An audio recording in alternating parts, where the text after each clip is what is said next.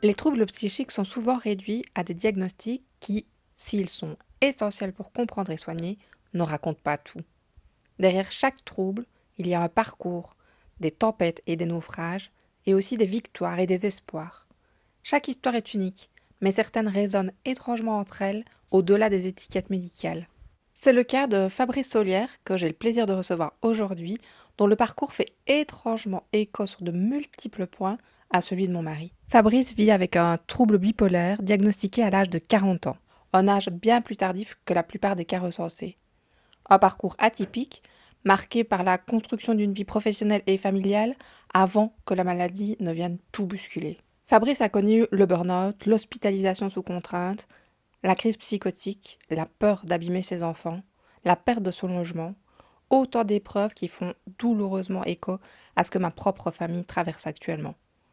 Au-delà des différences de diagnostic, les répercussions sur la vie quotidienne, les liens familiaux, la carrière, la perception de soi et la reconstruction possible ont des points communs frappants.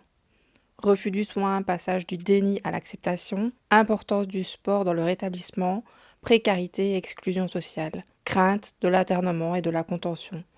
Autant de réalités qui dessinent un parcours semé d'obstacles, mais aussi parfois de renaissance. Dans cet épisode, nous prenons de la hauteur sur la maladie psychique pour interroger les réelles difficultés qu'elle engendre au quotidien, au-delà des définitions médicales. Comment affronter l'effondrement d'une vie telle qu'on l'avait construite? Comment se relever quand tout semble perdu? Et surtout, comment trouver un chemin vers un rétablissement qui soit à la fois personnel et professionnel? Un échange sincère, puissant et essentiel pour mieux comprendre ceux qui traversent la tempête et ceux qui, à leur côté, œuvrent au quotidien pour tenir le cap.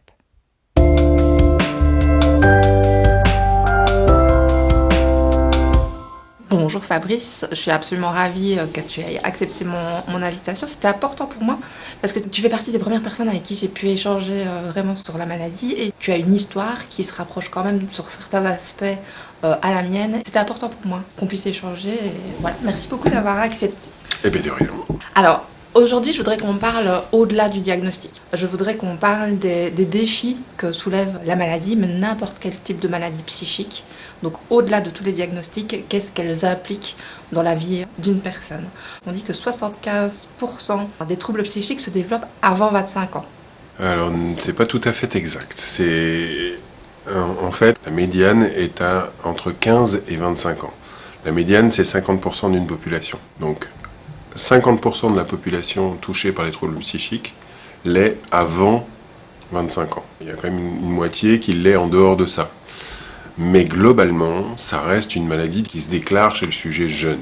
Et ça, tout type de maladie confondue. Tout type de troubles psychiques confondus.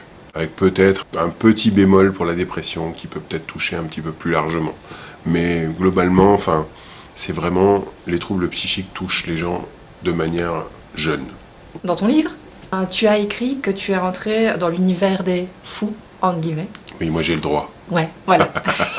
C'est tout à fait ça. À l'âge de 40 ans. Ouais. Et tu dis de toi, du coup, que ça fait une bizarrerie statistique. Bah oui, parce que comme on vient de le dire, c'est plutôt la maladie du sujet jeune. Donc 40 ans pour le trouble psychique, c'est vieux. Donc c'est en ça que je disais que j'étais une bizarrerie statistique. C'est aussi le cas de mon mari qui est rentré tardivement dans la maladie. Et tout ça a un certain nombre d'impacts, je trouve, pour les personnes qui rentrent plus tard, puisque du coup, tu avais une vie de famille, tu es père de 2 enfants. Et... Le premier impact, moi je trouve, c'est vis-à-vis effectivement de la famille, même si à ce moment-là, nous étions séparés avec mon ex-femme. Je voyais les enfants régulièrement et tout d'un coup on leur dit papa est malade et il me voit partir entre 2 flics. Pas top. Donc il y a ce premier impact là. Après il y a l'impact social. Alors pas sur cette première hospitalisation, mais il y en aura une qui va me coûter extrêmement cher. Elle va me coûter ma compagne, parce que ma compagne elle est dans le déni total de la maladie à ce moment-là. Ça n'existe pas pour elle, il faut que je me secoue, il faut que je me bouge le cul, que je sorte de là, on a besoin de moi, on m'attend, etc. Donc je vais finir par choisir de me soigner moi et de lui dire écoute, je suis désolé mais ça va s'arrêter là nous parce que Moi, il faut que je me soigne, et toi, tu y crois pas. Donc, c'est incompatible. Comme on habitait chez elle, je perds aussi ma maison, à ce moment-là. Et puis, je vais perdre aussi mon entreprise, puisque dès l'hospitalisation, en fait, mes associés vont venir à l'hôpital me dire qu'il va falloir que je quitte l'entreprise, parce que ma maladie, ça fout le bordel. Voilà. Donc, effectivement, ça fait plein d'impacts. Ça fait beaucoup de choses. La maladie, elle a démoli beaucoup de choses. Alors après, il y a d'autres impacts qui sont un peu moins visibles. Il y a la partie visible de l'iceberg, puis la partie invisible. La partie moins visible, c'est toute la partie... on pourrait mettre ça dans une grande étiquette stigmatisation, mais ce ne serait pas complètement exact. Il y a une première chose qui est très insidieuse et qu'on ne voit pas au départ. C'est la maladie, elle t'enlève ton identité. Parce que tu n'es plus considéré comme une personne, tu es considéré comme un malade. Et quand tu es considéré comme un malade, tout est vu à travers du prisme de la maladie. Ça veut dire que, par exemple, même quand tu vas mieux, admettons qu'on soit un beau dimanche de printemps, voilà, la famille est là, et puis tout d'un coup, il y a quelqu'un qui décrète qu'il faut aller faire un tour dehors. C'est vrai, il fait beau, tout, c'est une bonne idée, quoi. Et toi, il y a un bon Grand Prix de Formule 1 à la télé, et t'as pas du tout envie d'aller voir dehors ce qui s'y passe. Et peut-être qu'à ce moment-là, il y a un proche qui va dire à un autre, dis donc, t'as vu, il veut pas venir, il rentre dans une phase de dépression, tu vas voir. Et quand j'anime des groupes de psychoéducation, c'est un point sur lequel j'insiste énormément, parce que les gens ont du mal à faire la distinction entre ce qui appartient au trouble et ce qui appartient à la personne. Et c'est deux choses différentes, et très souvent on assimile. Et donc du coup, on est réduit au trouble. Donc on perd son identité. On ne sait plus qui on est. On se pose la question, tiens, mais ce que je fais là, est-ce que c'est moi qui le décide ou est-ce que c'est la maladie psychique qui me pousse à le faire ? Et ça reste une question que tu te poses sur des choses... Moi, plus du tout. Voilà, donc on je me connais suffisamment bien aujourd'hui, en tant que personne et en tant que malade, pour savoir dire, ça c'est le trouble, ça c'est moi. Ouais, c'est moi qui ai juste envie de rester dans le canapé aujourd'hui et j'en ai bien le droit. Tout à fait. Donc il y a ça. Après, il y a des conséquences. Moi, je suis allé jusqu'à... j'utilise un terme violent, mais exprès. Je suis allé jusqu'à la mort sociale. C'est-à-dire qu'à un moment, on a prononcé mon invalidité. Alors l'invalidité, ça veut dire, monsieur, ça s'est passé en 10 minutes dans le bureau du médecin de la sécurité sociale. Comment allez-vous aujourd'hui ? Moi, je verse quelques larmes. Oh, ça n'a pas l'air d'aller. Bon, vous savez quoi, monsieur, je vais vous passer à l'invalidité. Vous allez voir avec mes secrétaires les détails. Voilà. En gros, ça n'a pas pris beaucoup plus de temps que ça. Par contre, derrière, ça signifie quoi ? Ça signifie quoi ? Ça signifie... Alors, mon invalidité est prononcée, c'est une invalidité de catégorie 2. Il y a 3 catégories d'invalidité. La plus grave étant 3, où là, on est dépendant d'une personne. On peut pas subvenir à ses propres besoins. 2, donc c'est juste en dessous. Alors c'est pas une fourchette, c'est un râteau, parce que c'est entre 30 et 80% d'invalidité. D'accord. Oui, donc tu vois que c'est très très large. Très large. Bon, en sachant que le trouble bipolaire est très invalidant, c'est considéré comme la 6e maladie la plus invalidante par l'OMS. Donc on te dit, ok, invalide de catégorie 2, et dans le code de la sécurité sociale, il est écrit ne pouvant exercer d'activité professionnelle. Donc tout d'un coup, on te dit, voilà monsieur, vous savez quoi ? Vous ne retravaillerez plus. Il faut digérer le truc. Bon. Et puis un jour, tu découvres que c'est pas vrai. Parce qu'en France, le code du travail et le code de la sécurité sociale entrent en conflit. Parce que le code du travail dispose qu'on ne peut pas empêcher quelqu'un de travailler au motif de son handicap. C'est interdit. Donc du coup, les deux en conflit, et c'est le code du travail qui gagne. Chouette. Mais au début, tu le sais pas. Moi, j'ai redécouvert que j'allais pouvoir travailler que quand j'ai voulu faire le métier de père aidant. En fait, à plein d'endroits, t'as l'impression que le trouble psychique, c'est double peine, quoi.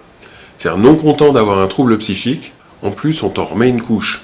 C'est-à-dire, voilà, il faut que tu te battes contre la sécu, il faut que tu fasses gaffe parce que tu as une assurance privée qui, par chance, te verse un complément à ta pension d'invalidité, donc tu es moins pauvre que tu devrais. Parce que moi, ma pension d'invalidité, elle était pile poil au seuil de pauvreté. D'accord ? Heureusement, j'avais un truc en plus, parce que Mon dernier employeur avait souscrit une assurance, mais voilà, tu te bats contre ça, tu te bats contre la possibilité de travailler ou pas, tu te bats pour te refaire une place dans la société, tu te bats pour récupérer ton identité, tu te bats pour avoir une vie affective ordinaire, tu te bats pour éventuellement récupérer un métier. Enfin, on a l'impression que c'est un combat permanent en fait. Alors après, ça peut s'apaiser, hein. Je fais une petite ouverture de porte sur ce qu'on va se dire plus tard. Ça n'est pas que ça, mais il faut prendre conscience, il faut que les gens prennent conscience qu'au départ, ça n'est que combat, et des combats que tu as l'impression d'avoir perdu avant de les commencer. Parce que tu es en situation, toi, d'infériorité. La société te place en situation d'infériorité. C'est pas toi hein, qui te sens comme ça, voilà, t'es placé comme ça, et puis effectivement après tu finis par l'intégrer et à le ressentir pour toi. Mais au départ, effectivement, ne serait-ce, tiens, allez, prenons une hospitalisation, même pas sous contrainte, une hospitalisation libre. Tu te sentais pas bien, t'es venu aux urgences, on t'a dit, ok, effectivement, vous êtes pas bien, on va vous garder. Moi, ça m'est arrivé un 24 décembre. Se faire hospitaliser un 24 décembre, faut avoir envie de se soigner quand même. Hein. Absolument. Eh ben, dans une hospitalisation, tout est décidé pour toi. Tu n'as aucun pouvoir. On te dit à quelle heure tu dois te lever le matin, à quelle heure tu dois manger, quand est-ce qu'il faut prendre les petites pilules, s'il est opportun d'aller prendre sa douche, si ce serait bien d'aller faire une petite balade. Hein. Prenez l'air, allez prendre l'air, monsieur Solière, il fait beau. Mais j'ai pas envie. Oui, mais allez prendre l'air quand même. Oui, mais j'ai pas envie.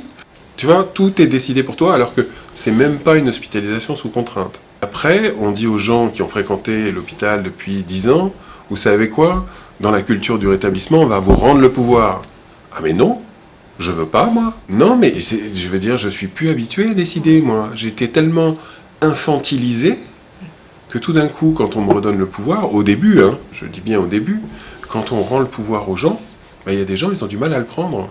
Ils ont tellement l'habitude qu'on décide pour eux. Puis alors, concernant leur santé, c'est encore pire.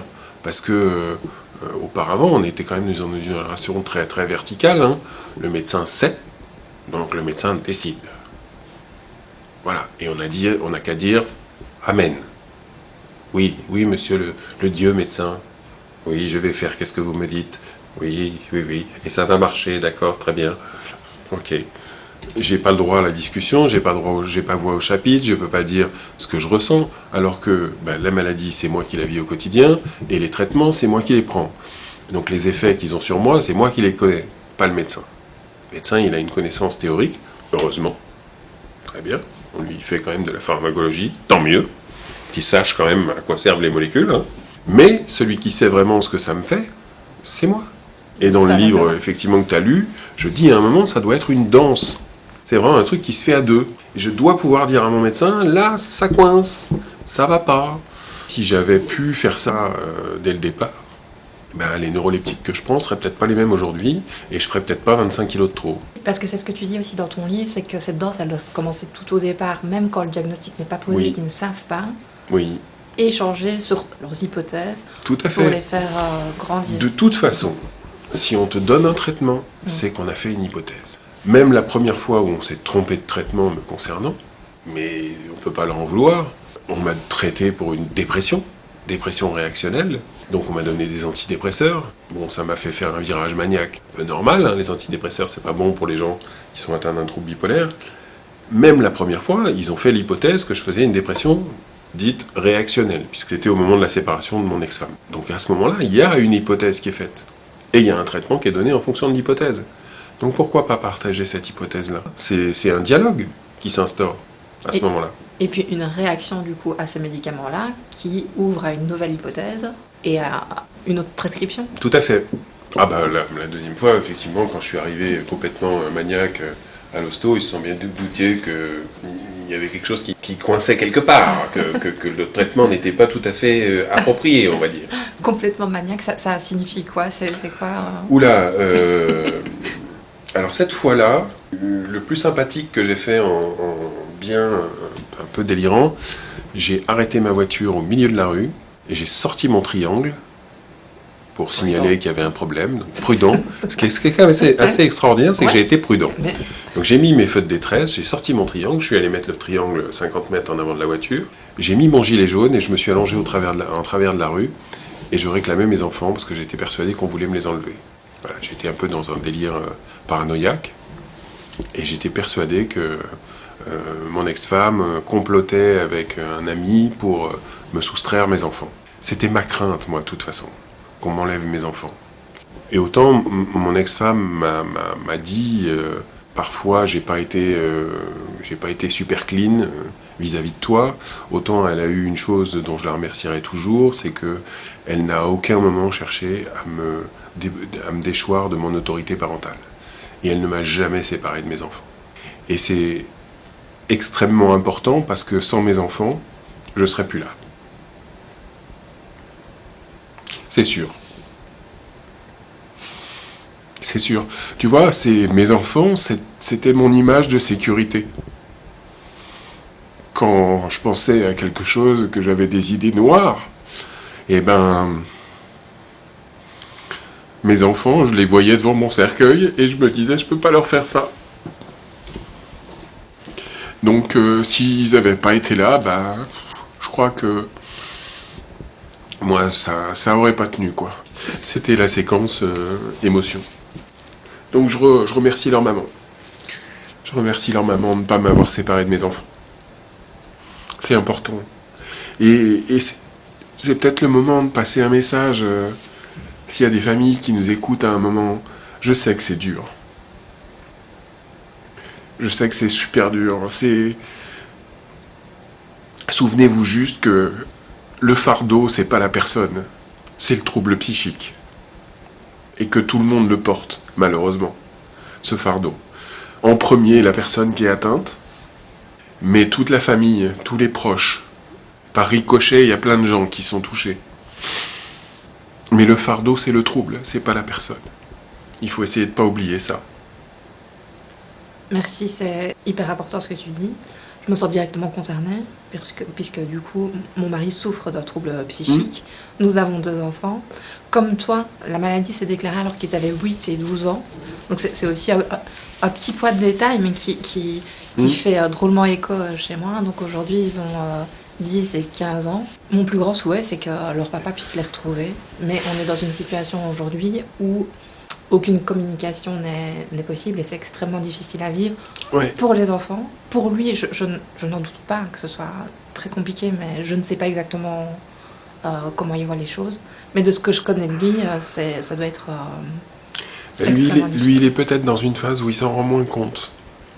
S'il est atteint et pas soigné, parce que j'ai cru comprendre que le soin pour lui c'était difficile d'accès, s'il est atteint et pas soigné, il s'en rend vraisemblablement moins compte. J'espère. Par contre, à un moment donné, il va revenir sur ces années-là. Je sais. Et c'est ce que j'essaye de mettre en avant à chaque fois que je peux dialoguer avec des personnes qui sont censées faire des choix pour lui. C'est ce que je mets tout le temps en avant. Nos enfants, c'est ce qu'il a toujours eu de plus précieux au monde, en fait. Et je ne conçois pas que ça puisse changer, malgré la maladie. Du coup, je suis très consciente de ça. Et j'ai très peur de ce moment du retour à la réalité. Oui, bah ouais, parce que effectivement, il y a un moment. Faut savoir que je te disais, le fardeau, tout le monde le porte, mais c'est pareil. La culpabilité, tout le monde la porte. Tout le monde se sent coupable. Alors, on se sent coupable d'être malade, on se sent coupable de tous les effets que ça peut avoir sur notre famille, nos proches. Faut pas croire qu'on traverse le truc en se disant les conséquences, je m'en fous. Ça, c'est pas vrai. Parce qu'on a des moments de lucidité et ils sont beaucoup plus nombreux que ce qu'on peut croire. Et puis, la famille, elle traverse aussi cette culpabilité, elle la porte aussi parce que à un moment, des fois, il faut prendre des décisions difficiles. Je la porte, cette culpabilité. J'ai dû prendre des décisions difficiles et aujourd'hui, il s'avère que les décisions que j'ai prises n'ont pas été positives pour personne, ni pour lui, ni pour nos enfants, ni pour moi. Après, effectivement, il faut vivre avec. Aujourd'hui, il se développe de plus en plus et tant mieux. Il y a une structure d'aide aux aidants au Vinatier. Donc ça, c'est quand même un truc vachement chouette parce que Il y a des gens qu'on ramasse à la petite cuillère, hein. Il y a des gens à qui on est obligé de donner un traitement parce que s'occuper d'un proche qui a un trouble psychique, ça leur pèse trop, quoi. Et t'as des gens qu'on récupère dépressifs, par exemple, hein. Parce que ça pèse, quoi. Et parce que je pense que les troubles psychiques, hein, c'est un espèce de système de sécurité du cerveau, hein. Je pense que notre cerveau, il est fait pour supporter un certain nombre de merdes et de traumas. Et que d'abord, on n'est pas égaux, hein, donc c'est pas le même nombre pour toi que pour moi. Peut-être toi, tu peux supporter 3 gros traumas et moi 5, ou l'inverse. Et qu'à un moment, quand on est au bout de ce qu'on peut supporter, le cerveau il se met en sécurité. Et que la manifestation d'un trouble psychique, c'est le cerveau qui dit coucou, là, c'est stop, je peux plus. C'est la métaphore du verre qu'on voit dans les locaux du Vinatier d'ailleurs, quand on suit le programme Oui, Bref. le modèle stress vulnérabilité. Exactement. Où le verre se remplit avec Voilà, tout le ce verre qui se peut nous remplit, arriver. se remplit, puis à un moment, Il bim, déborde. ça déborde. Et donc je pense que notre cerveau, ouais, la manifestation d'un trouble psychique, c'est une mise en sécurité du cerveau. C'est une protection. C'est ok, je peux plus vivre dans le monde que vous me proposez là. C'est plus possible. Ça me fait trop violence. Donc du coup, j'invente un monde à moi. Voilà. Donc comment ça? Décalage avec la réalité? Oui, je vous le confirme. Je suis en décalage avec la réalité, parce que la réalité, elle m'est devenue insupportable. Il faut bien se dire aussi hein, que parmi les gens que j'ai côtoyés, moi j'en ai côtoyé beaucoup, hein, des personnes atteintes de troubles psychiques, à la fois au long de mes hospitalisations, et puis maintenant dans le métier que je fais, où j'en accompagne au quotidien. Très souvent, ce sont des gens abîmés. Très souvent, ce sont des gens qui ont vécu des traumatismes. Moi-même, hein, voilà. Donc, si on suit la théorie des 1000 premiers jours, hein, qui est en train de s'imposer, hein, Ouais. quand même, voilà, dans laquelle, effectivement, à partir de la conception, même à partir de la vie intra-utérine, donc on compte 1000 jours, et ces 1000 premiers jours-là vont être déterminants pour la santé future de la personne. Et pas seulement la santé psychique, hein. On s'est rendu compte, par exemple, que des maltraitances intrafétales, ça crée des maladies somatiques aussi. C'est pas que le psychique qui est touché. Ces traumatismes, hein, voilà, traumatisme, bon, alors je sais pas si on peut appeler ça un traumatisme de pas connaître son père biologique. Peut-être si quand même, vers 10 ans, bon, je vis un autre gros traumatisme puisque je vis une agression sexuelle, donc ça c'est pareil, c'est un gros truc. Et puis après, t'as la vie qui va t'en amener plus ou moins, tu vas perdre un être cher, ou tu vas avoir un accident, ou voilà, il va se passer des trucs, et puis à un moment ton stock il est atteint. Voilà. Et je pense qu'une fois que le stock est atteint, le cerveau, le seul moyen qu'il a de se défendre, c'est de se déconnecter. Et c'est pas comme l'informatique, il n'y a pas de mode sans échec. Là, il y a un mode, je suis en décalage avec la réalité parce qu'elle ne m'est plus supportable. Voilà, ça c'est ma conviction profonde sur les troubles psychiques. J'ai pas d'études hein, pour étayer spécialement ça, c'est mon hypothèse à moi, on va dire. Je voudrais revenir sur un élément spécifique au fait que la maladie se déclare tardivement. Tu as fait des études, Bac+5. Ouais. Comme mon mari, tu étais entrepreneur, je peux dire ça comme ça. Ouais. Voilà. La spécificité, c'est que... Bon, alors après, ça dépend un peu des gens avec qui tu travailles, mais moi, par exemple, mes associés, ils ont arrêté de me payer au premier jour d'hospitalisation. Comme on était une jeune société, et que... Alors tant pis, hein, je vais me faire dorer un peu le blason, parce que l'année où je résorbe ces 120 000 euros et 85 000 euros d'arriéré de charges salariales, nos charges en fait à nous, hein, en tant que dirigeants, on fait quand même 98 000 euros de résultats nets. Donc résultat après impôt. Hein. Ouais. Donc, voilà, donc on a quand même produit de la richesse. Sur 900 000 euros, c'est pas mal. 10%, c'est beaucoup. Donc du coup, voilà, je leur avais fait ce petit putsch et ils n'ont pas voulu m'écouter. Quand je leur ai dit, ce serait bien qu'on prenne une protection sociale.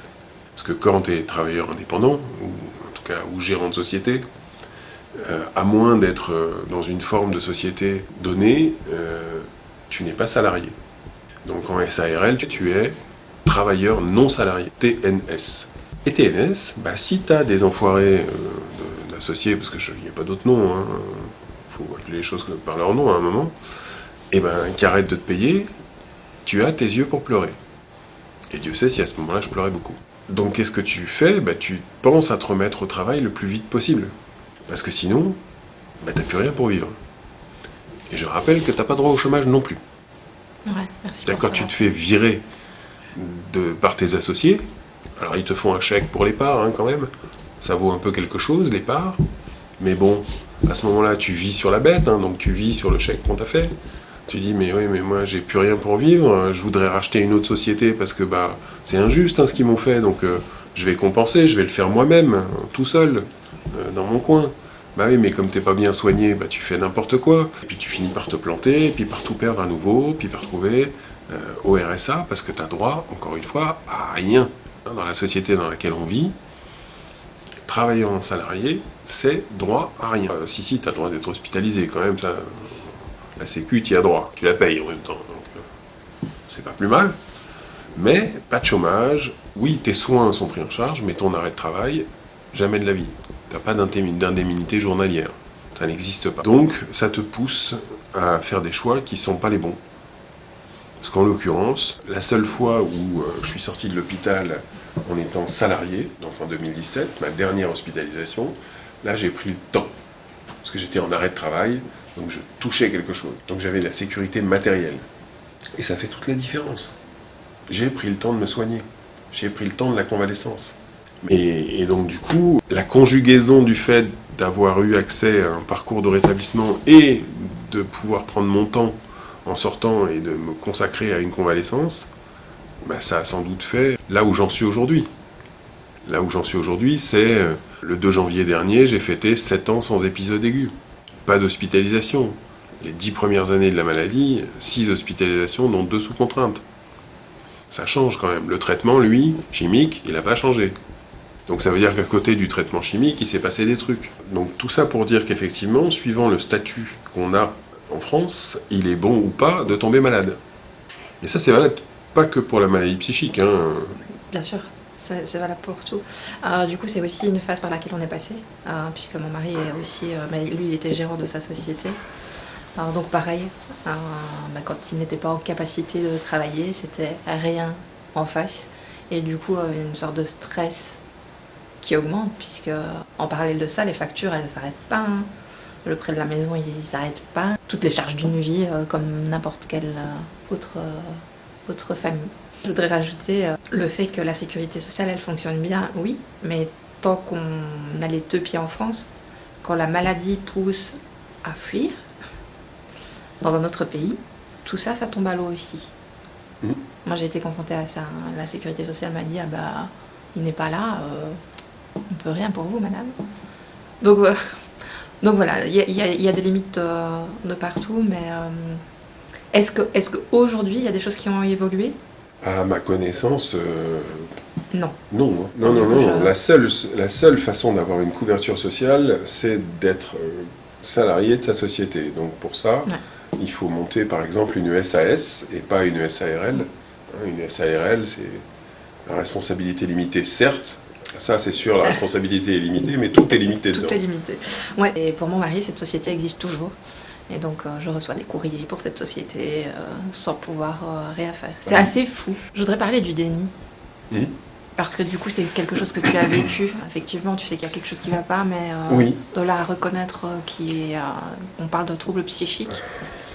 Oui, alors bon, déjà, une des choses qui va favoriser le déni, c'est l'image qu'on peut avoir de ce que c'est que la psychiatrie et de ce que c'est que d'avoir une maladie psychiatrique. Personne n'a envie. Plutôt, personne n'a envie d'accepter un diagnostic de maladie psychiatrique. Et puis le déni s'installe aussi parce que, dans un premier temps, on te dit, non content de savoir qu'effectivement, avoir une maladie psychiatrique, c'est pas cool, dans un premier temps, on ne dit rien. Donc si on ne dit rien, qu'est-ce que t'as au final? Peut-être rien. Peut-être c'est un épisode, et puis voilà, faut être soigné ponctuellement, puis après on ressort. Et puis tu fais des essais aussi, tu fais des tentatives. Moi, je sais que j'ai eu un suivi dans un centre médico-psychologique. J'avais un psychiatre, bon, ok, très bien. Puis il me disait, voilà, vous prenez un traitement, Peut-être à vie, peut-être pas, je sais pas bien vous dire. D'accord, bah, très bien. Dans ces conditions-là, voilà, le cadre a sauté et moi j'ai arrêté d'aller voir ce psychiatre. Et puis je me suis dit, bah, je vais bien, donc allez, tranquillement, je vais arrêter doucement, parce que je me suis sevré doucement, le traitement. Voilà. Puis ça a duré quand même 2 ans. 2 ans sans qu'il se passe rien. Et t'es arrivé à plus du tout de traitement? À 0 traitement. Voilà, Et pendant sevré 2 ans, jusqu'à 0. tout à fait stable. Donc là, tu dis, bon, bah, ok, puis tout d'un coup, ça revient. Là, tu dis, merde, bon, embêtant. Et là, c'est effectivement, c'est l'hospitalisation, celle-là, c'est celle du 24 décembre. Donc là, c'est compliqué. Hein. Tu t'appelles ton pote, hein, celui sur lequel tu peux compter, et puis tu lui dis, bah, écoute, tu vas prendre les enfants, tu vas les emmener à leur mère, moi je vais à l'hôpital. Mais à ce moment-là, est-ce que vraiment... Alors le diagnostic est toujours pas posé, hein, à cette époque-là, est-ce que tu crois vraiment que tu es malade? Bah, jusque-là, pas vraiment, quoi. Enfin, on t'a donné un traitement que tu as pu arrêter et pendant 2 ans, il s'est rien passé. Tu dis, ouais, elle est bizarre, cette maladie, quoi.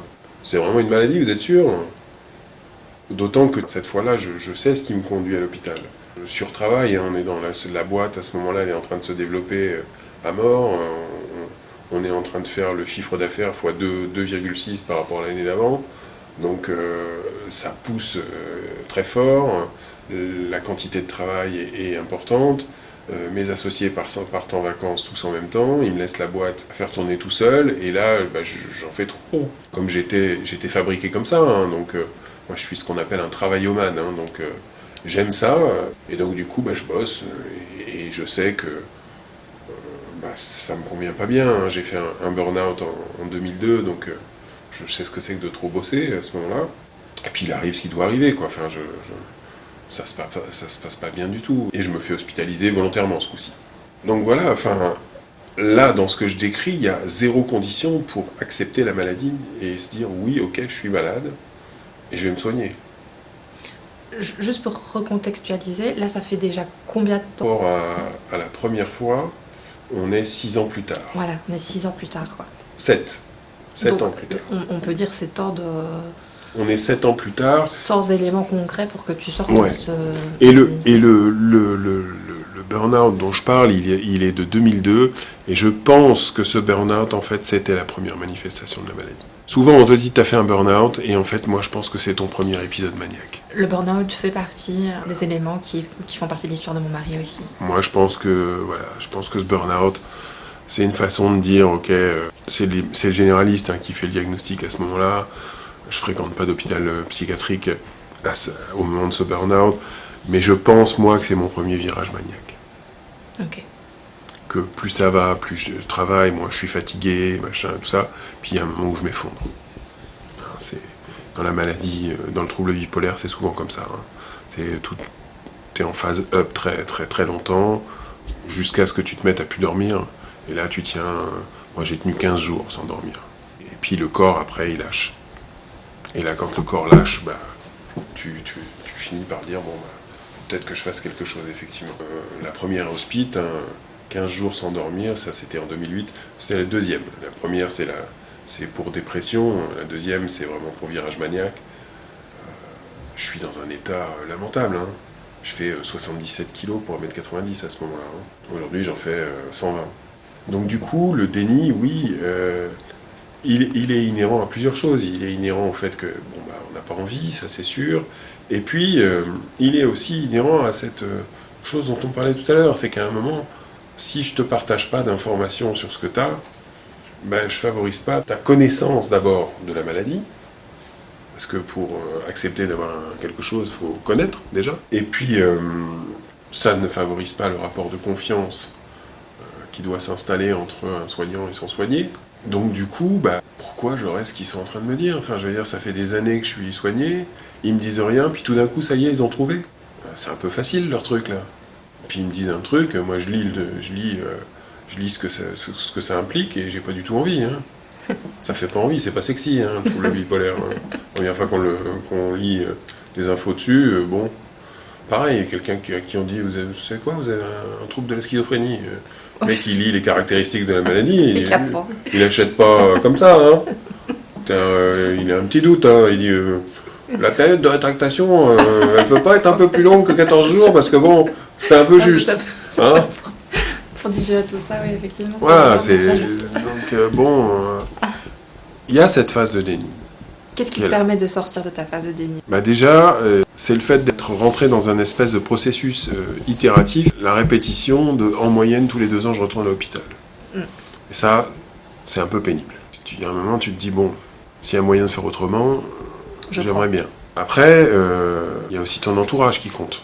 Il y a le fait de te dire, est-ce qu'à un moment, si je veux récupérer des relations ordinaires avec mon entourage, il va falloir que je me soigne, il va falloir que je les rassure aussi. Parce qu'il n'y a pas que soi qu'on va rassurer, hein. Il y a aussi tout l'entourage. Parce que le jour où on prend la décision de se soigner, il y en a quelques-uns qui poussent un ouf de soulagement, quoi, tu vois. Oui, je serai la première. Bah oui, forcément. Et puis, je pense que vraiment, ce qui me permet de sortir complètement du déni, c'est à la dernière hospice, hein, c'est le plan de rétablissement, c'est le parcours de rétablissement. C'est qu'à un moment, on te donne des perspectives un peu différentes de ce qu'on t'a donné jusque-là. À chaque fois, avant cette hospice-là, je suis sorti, c'était une sortie sèche. Ça veut dire quoi? Donc on sort et il se passe rien. Tu sors et il se passe rien. Au mieux, tu es suivi dans un CMP, tu vois un psychiatre tous les 3 mois qui te renouvelle ton ordonnance en te demandant si tu vas bien. C'est un peu juste. Bah oui, c'est short. Jusqu'à cette fameuse hospice où là, on me met dans un parcours de rétablissement et là, ça aide à accepter. Ça aide à faire le chemin. C'est un peu comme un chemin de deuil, hein, parce que tu dois renoncer à certaines choses. Moi, par exemple, je sais que les semaines de 60-70 heures de boulot, c'est fini. C'est plus jamais. Parce que si je reproduis ça, ça risque de me conduire au même endroit qu'avant. Et comme j'y suis pas retourné depuis 7 ans, on y prend goût, hein, à pas y retourner. Oui, j'imagine bien. Donc, j'ai pas tellement envie d'y retourner. Peut-être je serai obligé, hein, peut-être parce qu'il y a un événement de vie qui fera que, mais j'y retournerai jamais dans les mêmes conditions. J'ai un père et une mère, si la logique est respectée, ils devraient mourir avant moi. Je ne sais pas comment je le gérerai. Donc peut-être qu'à ce moment-là, j'aurais besoin d'aller passer une dizaine de jours à l'hôpital, rééquilibrer le traitement, être dans un environnement un peu sécurisé, voilà. Mais c'est ce que je dis aussi, pour revenir sur un petit passage que j'ai abordé tout à l'heure, sur faire la différence entre la maladie et soi. Un deuil, c'est un événement qui met à mal n'importe qui. Donc, moi, c'est ce que je dis aux gens, je veux dire, si vous avez un deuil, vous dites pas, ça y est, c'est la maladie qui est revenue à toutes jambes. Vous avez le droit d'être triste, indépendamment du fait qu'on a un syndrome dépressif. N'importe qui serait triste. Et il y a des gens qui n'ont pas de troubles psychiques et qui mettent des années à sortir d'un deuil. Aujourd'hui, tu dis que tu fais 120 kilos, Ouais. 1m90. Oui. Dans le cadre d'une hospitalisation sous contrainte, c'est pas top. Je bosse au Vinatier maintenant, hein, à l'hôpital où j'ai été soigné. Je croise un infirmier qui m'a soigné 5 ans plus tôt. Et très souvent, hein, quand on croise un soignant qui vous a soigné, le premier truc qu'on vient lui mettre sur le tapis, c'est la contrainte. Et comment on a vécu ça, nous? Et la contrainte, donc, attaché, isolé. Puis le gars, il te dit, ouais, mais monsieur Solière, vous comprenez, vous aviez l'air en colère, vous faites 1m90, plus de 100 kilos, ça n'a pas joué en votre faveur. Je dis, mais attendez, vous êtes en train de me dire que, sous prétexte que on peut faire peur, on vous enferme? On vous attache, on vous enferme? Moi, j'ai été attaché pour une sombre histoire de pyjama. C'est-à-dire que quand j'ai dit oui pour l'hospitalisation, donc qui n'aurait jamais dû être sous contrainte, parce que ma dernière hospice, elle était sous contrainte. Incroyable. Donc mon fils m'amène à l'hôpital parce qu'il est inquiet, je suis avec ma compagne aussi, je rencontre un psychiatre, je suis en colère parce que mon fils a fait d'une manière qui m'a pas plu, mais je dis ok, pas de problème. De toute façon, j'avais l'intention de venir demain. Alors quel crédit on accorde à cette parole-là, ça c'est difficile à savoir. Mais toujours est-il que on fait une espèce de chantage à mon fils. Heureusement, il appelle son oncle et c'est mon frère qui va signer au final. Ça aurait été lourd à porter que ce soit mon fils qui signe pour moi. Ça aurait été lourd à porter pour lui. Déjà, il a mis 2 ans à me dire qu'on lui a fait du chantage en lui disant si tu signes pas, bah, ton père il va rester là sans soins, ce qui est complètement dégueulasse et faux, puisqu'ils n'ont pas le droit de laisser quelqu'un sans soins, c'est interdit. Du coup, je me mets d'accord avec l'équipe soignante en disant bah, ma compagne va me chercher quelques affaires, il y a un truc que je veux pas, c'est mettre le pyjama d'hôpital. Je trouve ça humiliant, stigmatisant, tout ce que vous voulez, donc j'en veux pas. Donc je veux mon petit pyjama à moi, et tranquillou. Et on me dit oui, pas de problème. Sauf qu'entre deux, il y a la relève, donc changement d'équipe. Et il se passe pas cette consigne-là. Donc on me demande d'aller dans une chambre, et il y a une infirmière qui arrive, et qui me dit, Monsieur Solière, vous déshabillez, vous mettez le pyjama. Alors je passe le fait qu'on se dessape devant quelqu'un qu'on connaît pas, et je dis non. Je dis non, moi je ne mettrai pas le pyjama d'hôpital. Et là, donc ils agitent un truc qui s'appelle le PTI, qui ressemble un peu à un téléphone mobile, protection du travailleur isolé, et on court depuis toutes les unités voisines. Et là, ils se sont retrouvés, Hélène, je les ai comptés pour ne jamais oublier, ils étaient 14 dans ma chambre. 14. Donc ils se sont jetés sur moi, et ils m'ont maîtrisé, et ils m'ont attaché, et sédaté lourdement. Donc vous m'attachez, c'était pas utile. Hein. C'était pas utile du tout parce que j'étais sédaté et 5 minutes plus tard, j'étais dans le coltard. Voilà. Et il y a même quelqu'un qui a réussi à m'étrangler. Alors je suppose que c'est pas quelqu'un de soignant. Et je suppose même que c'est un remplaçant des gardiens de sécurité. Parce que le poste de sécurité, les gardiens, normalement, ils sont formés pour pas te faire de mal.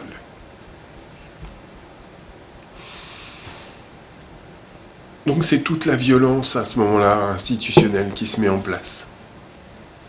Et évidemment, je me suis réveillé dans une chambre d'isolement. Donc cette fameuse super chambre avec un lit boulonné au sol, pas de couverture, pas de drap. Les toilettes, pareil, hein, en inox, tout boulonné, tout ça. Et rien. Pas un livre, pas... Quoi que ce soit, rien pour t'occuper. Rien d'autre que de quoi faire défiler les heures, parce que tu as une pendule quand même.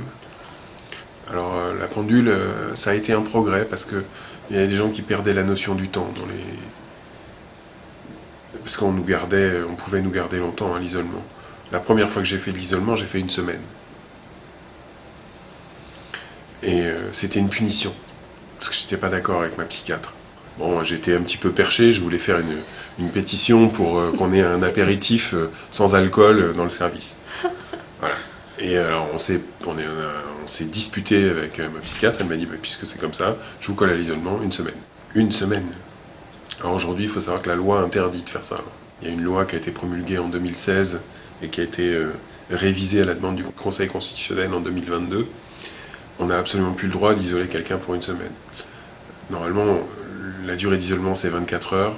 Pour renouveler à nouveau 24 heures, on doit avoir un motif médical sérieux. Donc, il faut argumenter dans le dossier médical.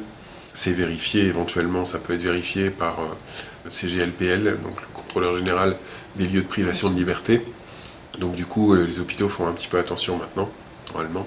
Mais voilà, enfin, c'est la brutalité de l'hôpital à ce moment-là.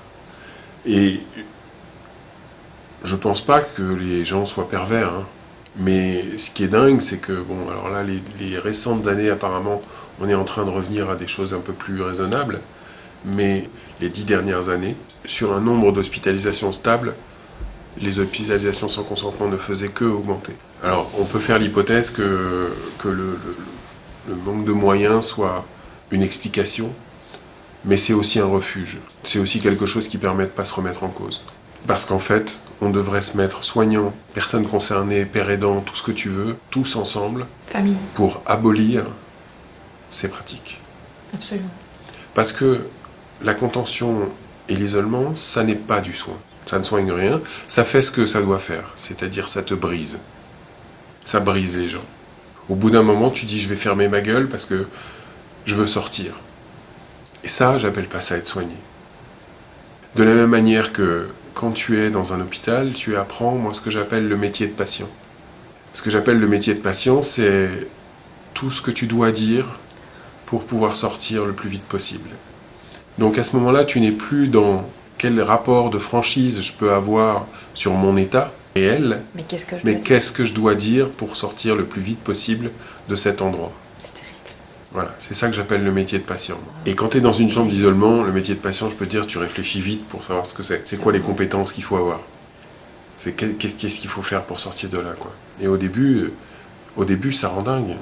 Mais je pense que n'importe quelle personne, moi y compris dans une salle comme ça, Je veux dire qu'on mène des expériences au Vinatier, on fait des demi-journées sur le vécu de l'isolement et de la contention.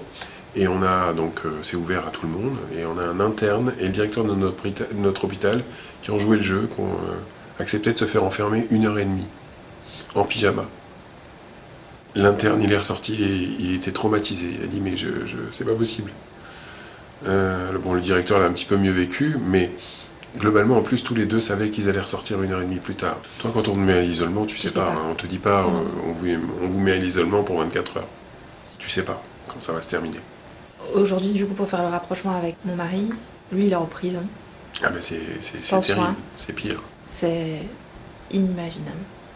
Seul avec ses pensées qui sont en dehors de la réalité, mais dont il est convaincu. Enfin, j'ai pas de mots. Je n'arrive pas à concevoir qu'on soit en 2025, en Europe, et qu'on puisse continuer à faire vivre ça à des gens, mais aussi bien dans les hôpitaux que dans les prisons. Mais de toute façon, enfin, on est régulièrement épinglé Oui.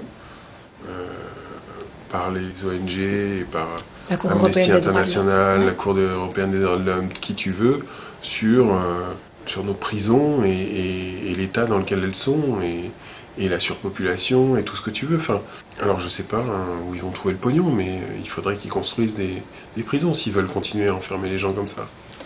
D'après les études et les gens qui se penchent sur la question, c'est absolument pas une solution de Mais construire des prisons. la prison est la plus grande machine récidive qui existe. Et on comprend facilement pourquoi. Bah, tu te fais un carnet d'adresses qui est quand même beaucoup plus rapide en prison qu'à l'extérieur. Hein. Puis en plus, avec la surpopulation, on mélange des gens qui ont fait commis des petits délits avec des gens qui ont fait des choses beaucoup plus sérieuses. Donc forcément, ça aide pas. Mon mari, qui a un diagnostic depuis 26 mois, il est en prison avec n'importe quel type de détenu. Il n'y a pas de séparation. Et pour reparler de la durée, là tout à l'heure, quand on est mis en chambre d'isolement ou quoi, on ne sait pas la durée. Lui, c'est pareil. Donc n'importe quel détenu qui est dans la prison, ils ont une date de sortie, une date de fond de peine, comme on appelle ça, et puis une date à partir de laquelle on peut s'attendre à avoir des remises de peine, éventuellement. Toutes les personnes qui sont internées en prison, comme mon mari, il n'y a pas de date. Ils sont là pour une durée indéterminée. Je ne sais pas comment on peut vivre avec ça, se relever de tout ça. C'est Je ne sais pas. On va passer sur des trucs un peu plus sympas, non? Le sport. Ah. Ça a été pour toi, ça a toujours fait partie de ta vie? Oui, ouais, moi je suis sportif depuis tout jeune. La chance, c'est qu'au Vinatier, on a un centre sportif. Et donc du coup, à chaque hospitalisation au Vinatier, le sport m'a servi de vecteur de reconstruction. Ça a fait partie de mon chemin pour me reconstruire et sortir de l'hôpital à peu près en forme. Même si j'aurais dû parfois avoir une convalescence un peu plus longue. Mais au moins, pendant l'hospitalisation, le sport était vraiment mon fil rouge et me tenait et me permettait de progresser. En plus, il y a une équipe. Alors, il y avait à l'époque une équipe parce que il y a deux personnes historiques qui sont parties du centre sportif à la retraite. Il y avait Jackie. Alors Jackie, c'était notre ASH. Et il y avait Isabelle aussi, qui était l'infirmière historique du centre sportif. Mine de rien, avec Isabelle, ça fait 17 ans qu'on se connaît. Bon, là, elle est partie à la retraite là, cette année. Donc ça fait un grand vide. Mais quelqu'un d'extraordinaire, d'investi dans son métier, pas toujours commode. Mais bon, en même temps, traitant les personnes atteintes de troubles psychiques comme des gens ordinaires. Ça fait du bien. Et alors, il faut savoir que le sport, ou plus exactement, on devrait dire activité physique adaptée, APA, c'est une prescription médicale. Alors, tu peux pas dire, voilà, je veux fréquenter le centre sportif, je vais m'inscrire. Non, c'est ton médecin doit donner son accord. Il doit estimer que c'est bon pour toi. Tu vois, là encore, c'est une décision qui ne t'appartient pas. Si je juge que c'est bon, tu as le droit d'y aller. Si moi, médecin, je juge que c'est pas bon, t'as pas le droit d'y aller. Eh oui, même là. Mais voilà, je pense que toutes les personnes qu'on a envie, voilà, faudrait qu'elles puissent avoir accès à ça. Je pense que c'est très important. Le sport, il joue sur plein de choses. Il joue sur l'estime de soi aussi. Je disais tout à l'heure, hein, les neuroleptiques, ça fait grossir. Donc, l'activité physique, ça permet de limiter les dégâts, ça permet de s'entretenir, de rester un peu en forme, de prendre un rythme qu'on peut essayer de garder une fois qu'on est dehors aussi. Alors de se dire, voilà, je vais essayer de garder un peu d'activité physique, donc de marcher. Ça peut me motiver à m'inscrire dans un club. Plein de vertus en fait à l'activité physique. Si on devait synthétiser les points essentiels qui t'ont permis d'en être là aujourd'hui, qu'est-ce que tu pourrais dire de où tu en es aujourd'hui et quels ont été les éléments qui t'ont permis de construire là où tu en es aujourd'hui? Alors moi aujourd'hui, comment je qualifierais ma vie? Je mène une vie satisfaisante en fonction de mes critères, les miens et ceux de personne d'autre. C'est moi qui choisis pour le coup. Alors ce qui m'a permis d'en être là, c'est la culture du rétablissement. Je vois pas autre chose à dire parce que c'est ce qui m'a permis de faire tout le travail sur la maladie. D'acceptation d'une part, de connaissance de ma maladie d'autre part, de connaissance de moi-même. Souvent on dit aux gens qui sont atteints d'un trouble bipolaire qu'il faut mener une vie presque monacale, très réglée, il n'y a rien qui dépasse et tout. Moi je leur dis c'est pas ça le truc. Il faut trouver votre vie. Moi je me couche jamais avant minuit le soir. Jamais. Bon, c'est comme ça. J'ai besoin de 7 heures à peu près de sommeil. À minuit, je me lève à 7h30, je les ai. Tout va bien. En fait, ce qu'il faut, c'est que chacun trouve ce qui lui convient. Donc c'est aussi la mise en place de mes propres routines. C'est toutes les opportunités que la maladie a générées. Parce que, bizarrement, et là je citerai, pas mot à mot, mais dans l'esprit Patricia Digan, qui est une grande figure du rétablissement en psychiatrie, qui est américaine, à qui on a diagnostiqué un trouble de la schizophrénie à 17 ans et qui est devenu docteur en psychologie. Comme quoi la schizophrénie, ça mène à tout. Patricia, elle dit, se rétablir, c'est être conscient de nos limites, de ce qu'on pourra peu ou plus faire, mais c'est aussi saisir toutes les opportunités qui vont se présenter à nous et s'appuyer sur toutes les ressources que l'on a. Et Dieu sait si on en a, même si je pense que Dieu n'a pas grand-chose à voir dans l'histoire. Et donc du coup, moi, tu l'as dit, hein, j'ai écrit un livre sur le trouble bipolaire. Si je devais en écrire un deuxième, il s'appellerait Si on m'avait dit. Si on m'avait dit que je ferais un jour de ma maladie mon métier. Si on m'avait dit un jour que j'en vivrais. Si on m'avait dit un jour que je donnerais cours à des étudiants de la fac de médecine. Moi qui suis le seul de ma famille à pas bosser dans le milieu médical à l'origine.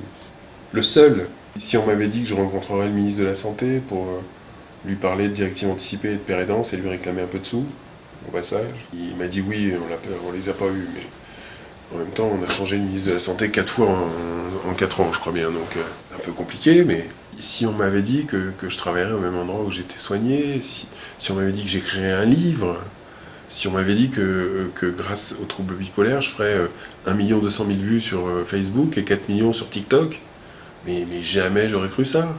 Alors, qu'on s'entende bien, hein.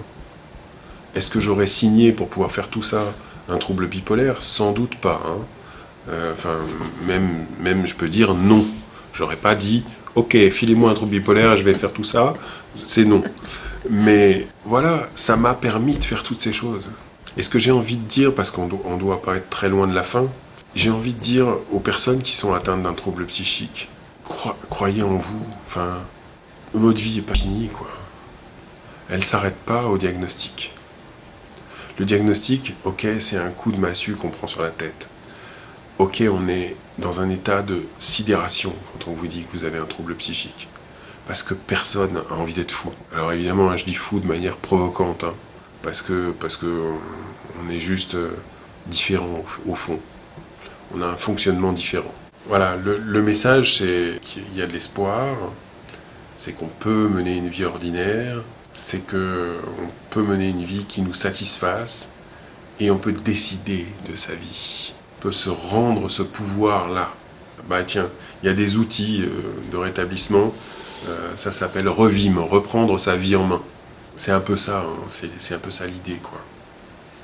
C'est, je reprends les rênes. C'est moi qui reprends les rênes. Et le cheval, il va là où je lui demande d'aller, pas là où il décide. Dernier petit plus sur tes fils aujourd'hui, comment est-ce qu'ils vont? Alors, moi j'ai 2 fils qui maintenant ont 25 et 29 ans, qui sont en pleine forme, qui sont fiers de leur papa, ça c'est chouette, fiers de ce que j'accomplis. Il y en a un qui est plus enclin à parler que l'autre, donc le grand, c'est avec lui que j'ai fait la vidéo de témoignage qui a cartonné sur les réseaux sociaux, parce qu'il est plus enclin à parler et à parler en public. Le deuxième est plus discret, mais pour autant, quand je fais un truc, il m'appelle « Ouais papa, je suis super fier et tout, c'est vachement bien ». Donc voilà, il est content, il est toujours content pour moi. Ils vont très bien, ils n'ont pas de troubles psychiques.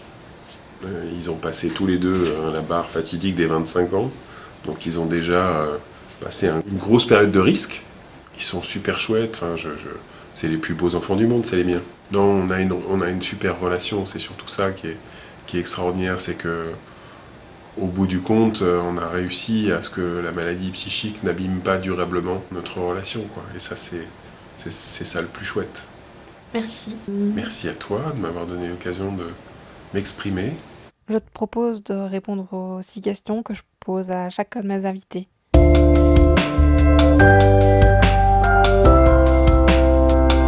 Quel moment clé a changé ton regard sur la santé mentale? C'est quand j'ai rencontré pour la première fois une père aidante. C'est Camille, la première père aidante que j'ai eue pour moi, qui est aujourd'hui une collègue de travail. On bosse ensemble. Et elle a changé mon regard sur la santé mentale parce que tout d'un coup je me suis dit, merde, voilà quelqu'un qui fait de sa maladie son métier, c'est quand même assez cool comme truc. Et je pense qu'à partir de ce moment-là, j'ai commencé à m'y intéresser différemment. Si tu pouvais déconstruire une idée fausse une bonne fois pour toutes, ce serait laquelle? C'est l'idée selon laquelle il faut absolument préserver les gens qui ont un trouble psychique. C'est comme s'ils étaient en sucre, quoi. Non, on n'est pas en sucre. Il faut respecter ce qu'on demande, mais je dirais que si nous étions dans une société qui nous fait beaucoup moins violence que ce qu'elle fait, on ferait ça avec tout le monde. On respecterait l'écologie de tout le monde. Donc du coup, il n'y aurait personne en sucre ou pas en sucre, et simplement, voilà, on serait respectueux, bienveillant avec tous. Eh ben, une personne atteinte d'un trouble psychique, elle ne demande pas plus que ça. Est-ce que tu vois des innovations, mais dans n'importe quel domaine, qui pourraient révolutionner notre façon d'aborder la santé mentale et du coup sa prise en charge? Ouais, alors il y a des innovations, il y a des grandes innovations là en cours. Les progrès dans le domaine de l'épigénétique pour la compréhension de l'origine des troubles psychiques. Il y a tout un travail qui est en train d'être fait sur les marqueurs biologiques. Alors même si on a annoncé en grande pompe que ça y est, ça marchait pour le trouble bipolaire, c'est pas vrai. Les études qui ont été fournies par la start-up qui a mis ça au point, elles sont un peu douteuses. Donc moi j'en veux un peu d'ailleurs à France Inter d'avoir annoncé ça un matin comme ça. D'ailleurs, ils n'en ont jamais reparlé derrière. C'est pas encore au point, mais ça va l'être. Il y a 2 chercheurs montpelliérains notamment qui bossent sur le sujet. Ils ont fait des grandes avancées, mais ils sont pas encore au point. Et puis ce sera pas 950 balles. Leur test à eux, on parle 200-250 €, ce qui permettrait que la Sécu dise OK, on prend en charge, quoi. Parce que si un jour on arrive à faire la distinction entre trouble bipolaire et dépression, mais on va éviter plein d'erreurs de diagnostic. Et on va éviter que les médecins généralistes, qui sont en première ligne, parce que c'est souvent eux qui délivrent le premier antidépresseur, se retrouvent à faire des conneries, parce que malheureusement, filer un antidépresseur à quelqu'un qui a un trouble bipolaire, c'est faire une connerie. Donc du coup, on va leur éviter tout ça. Et orienter rapidement les gens vers les soins appropriés. Ça, ce serait top. Voilà. Il y a dernier truc pour refermer le volet des innovations. Alors c'est une innovation, en fait, c'est un retour dans le futur, si je peux utiliser le titre du film, parce que en fait, on est en train de remettre sur le devant de la scène les psychédéliques. Donc psilocybine, LSD, kétamine. En fait, on s'en sert pour quoi? On s'en sert pour faire ce qu'on appelle des thérapies augmentées. Donc en fait, on met des gens en état de transe et on agit thérapeutiquement à l'aide de la transe. Et on a des très bons résultats.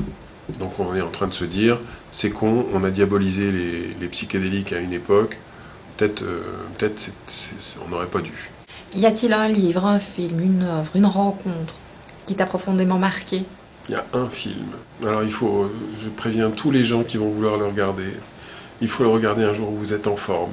Ça s'appelle Bienvenue à Bojangles. C'est avec Virginie Efira et Romain Duris. D'abord, c'est une grande histoire d'amour. C'est deux personnes qui se rencontrent, qui tombent éperdument amoureux. Ils sont un peu excentriques, un peu cintrés. Comme animal de compagnie, ils ont une oie chez eux. Elle, par exemple, elle change de prénom tous les jours. Ils l'appellent un prénom différent chaque jour. Et c'est leur fils qui raconte l'histoire. Et cette femme, malheureusement, elle est atteinte d'un trouble bipolaire. On est dans les années 60-70. On soigne. Alors, il y a des moments qui sont durs. Hein. Les moments de soins sont pas très faciles. Parce que le moment où elle est hospitalisée, faut s'accrocher. C'est là que c'est pas très chouette. Mais c'est un magnifique film, vraiment. C'est très très beau. Et c'est un truc assez fidèle sur le trouble bipolaire. La seule chose que j'ai à lui reprocher, c'est qu'à certains moments, elle a quelques accès de violence. Et je me dis, bon, c'est un artifice que le réalisateur a trouvé pour lui faire jouer à un moment le trouble. C'est pas facile de jouer un épisode maniaque. Donc du coup, on a trouvé ça. Elle se met à taper un peu sur les gens. Enfin voilà. C'est le seul reproche que je lui ferais. D'autant que dans le livre, a priori, ça n'existe pas. Voilà. Très très très joli film. À partir d'aujourd'hui, que t'engages-tu à continuer, à initier, à arrêter ou à faire différemment en lien avec ta santé mentale, de manière personnelle ou professionnelle? Moi, je continue à m'engager, à plaidoyer tout le temps. Parler. J'en parle à tout le monde. Il n'y a pas une personne que je rencontre qui ne soit au courant. Tu vois, par exemple, je fais du golf. Et moi, j'ai choisi le stigmate partout. Hein. Le golf, voilà, il y a plein d'idées reçues sur le golf, comme il y en a sur la maladie psychique. Et c'est un milieu quand même un peu bourge, hein, on peut dire. Et ben, les golfeurs, ils y ont droit aussi. Dans un an, comment est-ce que tu rêves qu'on agisse collectivement en faveur de notre santé mentale? Moi, je rêve que la psychiatrie débarque dans la cité. C'est-à-dire qu'à un moment, il y ait des endroits où on puisse s'informer, se renseigner sur la santé mentale. Je rêve qu'on enseigne la santé mentale à l'école. Voilà. Je vois pas pourquoi on ferait de l'éducation sexuelle et pas de la santé mentale. Je veux pas qu'on remplace l'éducation sexuelle par la santé mentale. Hein. C'est juste que c'est important de faire de l'éducation sexuelle. Et au même titre, c'est important de savoir ce que c'est que d'être en détresse psychique, de savoir comment on peut venir en aide à quelqu'un, de connaître les questions qui font que putain, j'ai un pote qui broie du noir, il me dit qu'il va se foutre en l'air. Est-ce que c'est réel? Est-ce que il y a des questions simples à poser à quelqu'un qui broie du noir et qui a des idées suicidaires pour savoir si le risque est élevé ou pas. On peut évaluer le risque assez simplement. Et bien tout ça, je pense que ça devrait pouvoir débarquer dans la cité au travers de l'école, au travers peut-être de grandes maisons de la psychiatrie comme Nicolas Franck rêve d'en faire une à Lyon. Je pense que ça va voir le jour. Voilà, que la santé mentale envahisse la société civile. Merci beaucoup. Eh ben merci à toi, Hélène, ça m'a fait plaisir. Moi aussi. Merci aussi à ceux qui ont permis que cette rencontre se fasse dans les locaux du Vinatier. Si vous avez aimé cet épisode, partagez-le et abonnez-vous. Vous pouvez aussi nous laisser un commentaire. Dans 15 jours, j'accueillerai Hélène Verdoux, professeure de psychiatrie à l'Université de Bordeaux. Madame Verdoux contribue activement à démocratiser les connaissances sur le bon usage des psychotropes. Ensemble, nous allons décrypter leur rôle dans le traitement des troubles psychiques. À bientôt!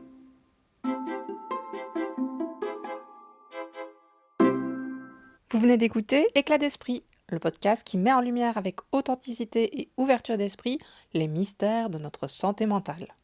Ici, nous explorons les failles de notre esprit pour mieux comprendre ses forces. Nous brisons les tabous, on déconstruit nos idées reçues et nos préjugés, on parle espoir et rétablissement.